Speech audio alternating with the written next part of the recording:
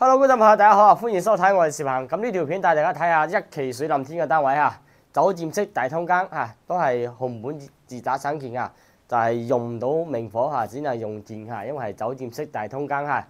咁呢度咧就係我哋嘅露台位置嚇，呢個單位業主係重新裝修過嚇，佈置到非常溫馨啊，一個女業主嚟㗎嚇。咁就係朝南向望到海景㗎啦嚇，望到前面嘅海鮮街嚇。左手邊咧佔盤咧佔個位咧就係我哋硬灘最大嘅市場硬庫市場啦嚇。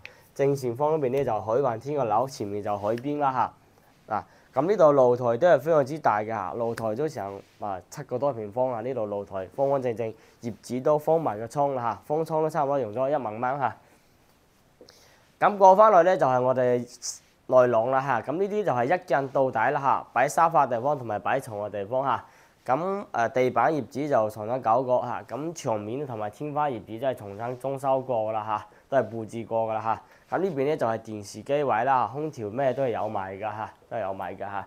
咁過翻來呢邊就擺張咪半個上去，其實可以再擺大啲都 OK 㗎，空間足夠嚇。咁呢度咧就擺個衣櫃位嚇，衣櫃位嚇。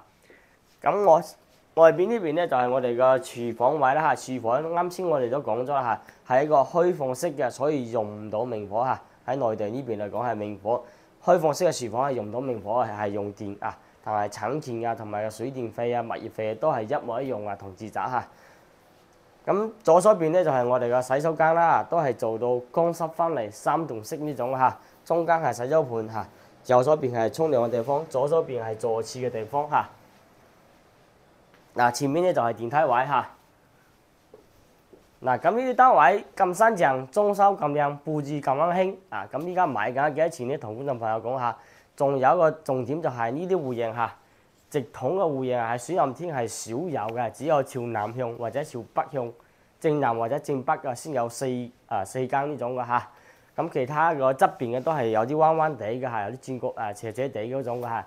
咁呢種戶型咧就係正南或者正北嘅先有啊。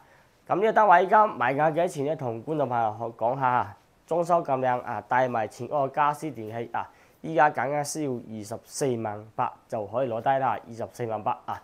咁如果有意向嘅觀眾朋友咧，就可以聯繫翻小王過嚟睇睇啊。OK。